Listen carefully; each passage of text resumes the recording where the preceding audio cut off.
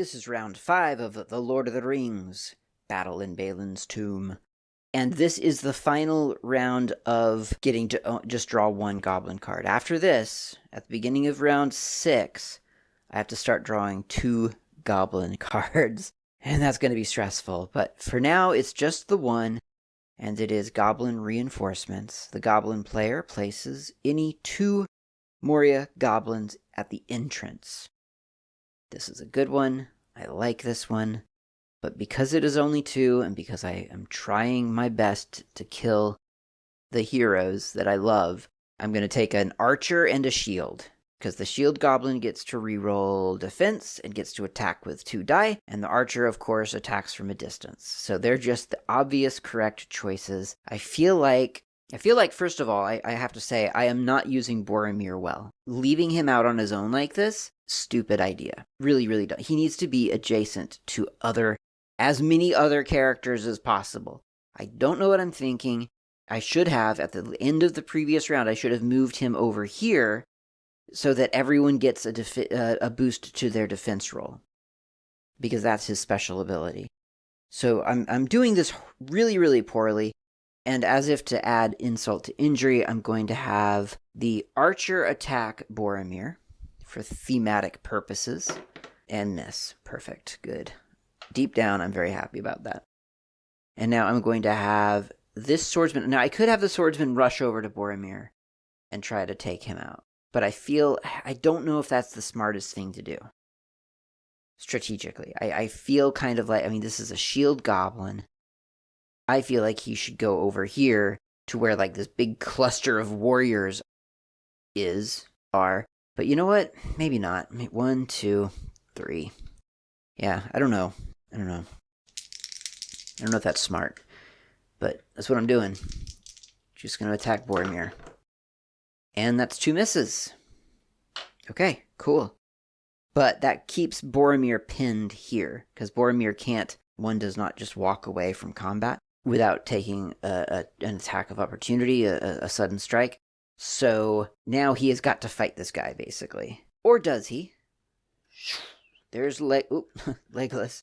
There's Legolas. He's got him covered, just like in the movie. Like, remember when Boromir was about to die in the movies, and then Legolas pops out of the trees and kills all the orcs, and Boromir lives. That's what's happening right now. So I've got Boromir attacking this guy. I'm gonna have Boromir attack first, because if he fails, then Legolas can save him. Okay, well, that's pretty good. That's pretty great. That's a ring. Yeah, you're there.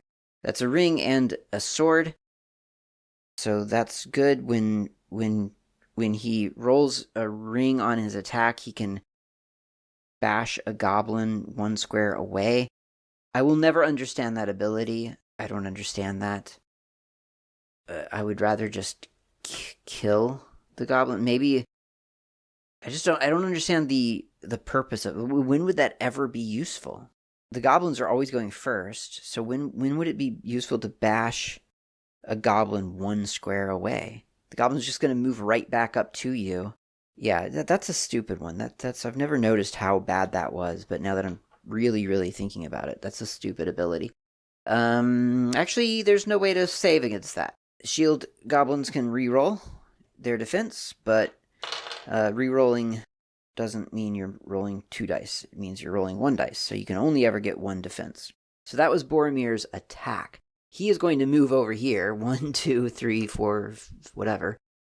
And that way, now he is adding to everyone else's defense, because his natural, always-on ability is members of the Fellowship may re-roll 1 defense dice, when making a defend roll whilst adjacent to Boromir. So that's going to give Gandalf and Pippin and whoever else gets close to Boromir a reroll, which is a really good thing.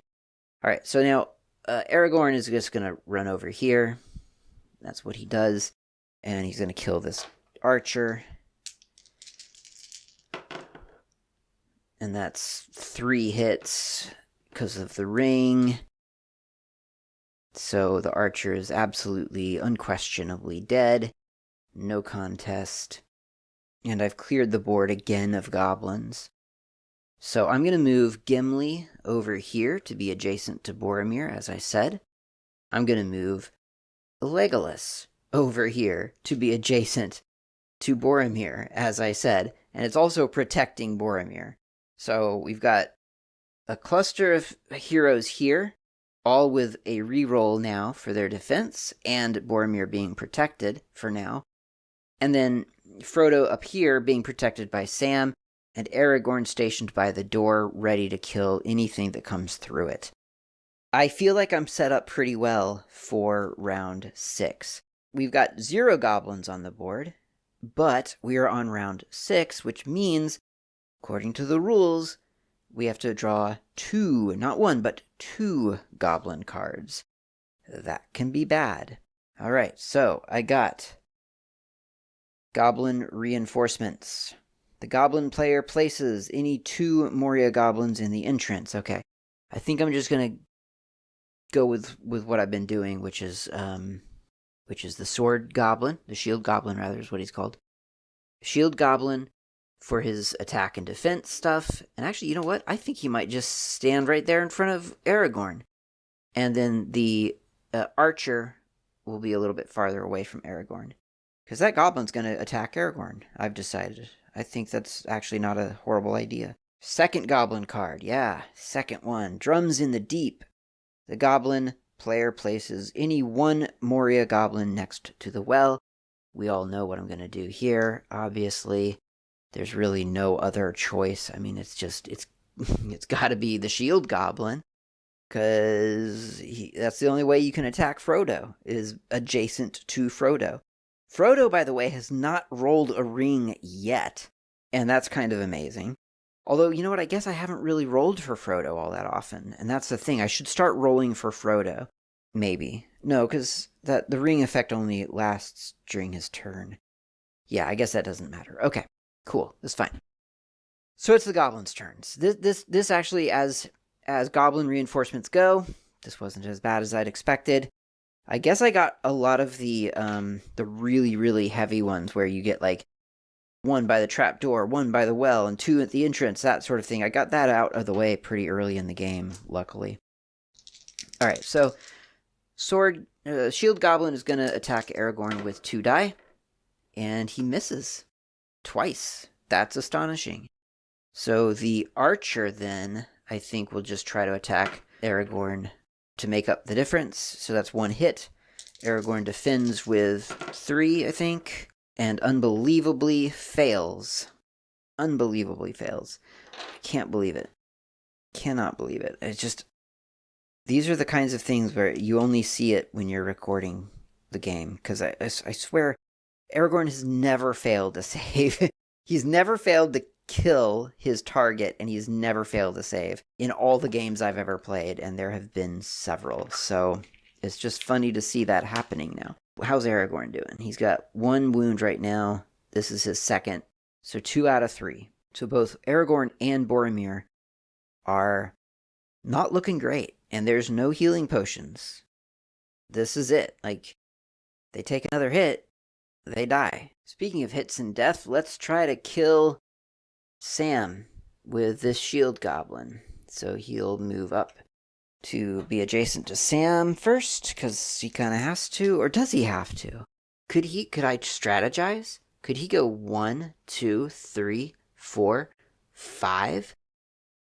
He's not close enough to attack Frodo yet, but he's not close enough to die either. Does that make sense? Let's do it. Let's do it.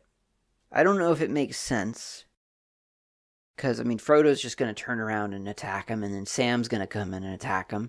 So he will die, but it will force them to reposition themselves. And you never know what that's going to end up, what kind of effect that'll end up having. So let's just, since we're here, we'll start with Sam and Frodo. So Sam and Frodo both attack with 1 dice. I guess it just makes sense, probably, to move Frodo up here, I think. And that's a hit. And this guy gets to re-roll his defense, but he doesn't even need to because he defended. And so now Sam will, of course, come in as a reinforcement. 1, 2, 3, 4. And Sam will hit. This guy gets to re-roll his save. He doesn't need to. Yeah, this could be bad. This could be bad. So the gamble might have worked. The next round, obviously, he'll get to now attack Frodo. And Frodo only has 2 wounds. So if he hits Frodo, it's game over. I do have some possible recourse. Gandalf can see that goblin and move him three squares. So I'm going to do that with Gandalf. 1, 2, 3. That goblin has now moved 3 squares away. I don't know if that's going to matter in the long run, but what I can do is use Legolas now to move into position so that he can see the goblin. 1, 2, 3, 4, 5. Or actually, you know what? We could even do this. 1, 2, 3, 4, 5, 6. So he jumps up onto the tombstone, onto Balin's coffin, and can now see that goblin clearly because Gandalf moved the goblin for him. And he can now take an attack. And that is, I mean, that's that's 3 hits. There's no way that this guy could save. He's dead. That was really close. He did roll the 1 ring, so he actually gets to take another attack. So he'll swing, but only with 1 dice. So he'll swing around and target one of the goblin at the front door. And actually does get a hit. So I'm thinking it's this guy here, this archer, because the other guy's blocked by Aragorn. So it's got to be the archer. The archer gets to roll to save, and does save. Nice try, Legolas, but not this time. Alright, so now Aragorn is going to attack his goblin friend. And that's 2 hits. The goblin cannot save against that, so the goblin is dead. And we need someone to take out this archer here. I guess it could be, who's this, Gimli? No. Yeah, Gimli. I guess it could be Gimli. Seeing that his friend Legolas has failed to slay the goblin, he will move 1, 2, 3, 4, 5. Try to take the goblin out for Legolas. That's what I'm used to from Gimli right there. That's the kind of rolling I'm used to. Failed. Gandalf has not actually... I did some things out of order there, which I think is technically cheating. I got excited and moved the goblin 3 and then forgot to follow up with Gandalf's attack. So Gandalf could go over here to attack, or I could send Boromir in, which I'm hesitant to do because Boromir is not looking so great.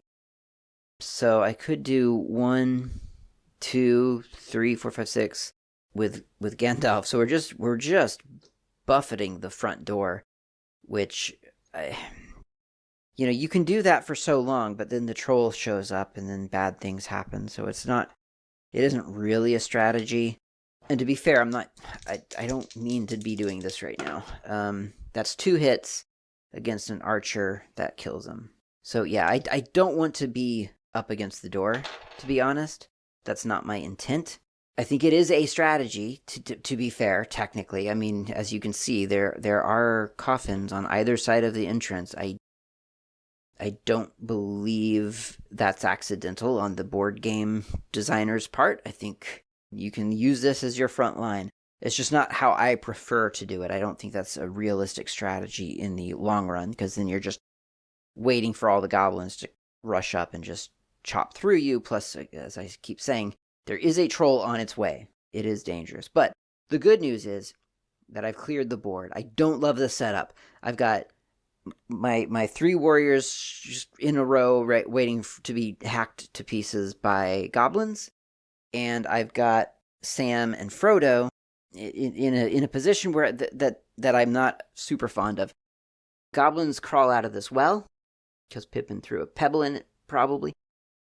Goblins crawl out, and come around, they're going to stab Frodo in the back and the game will be over. So I don't love this setup, but that's where we are. What will happen on round 7? Tune in to find out. Thanks for watching.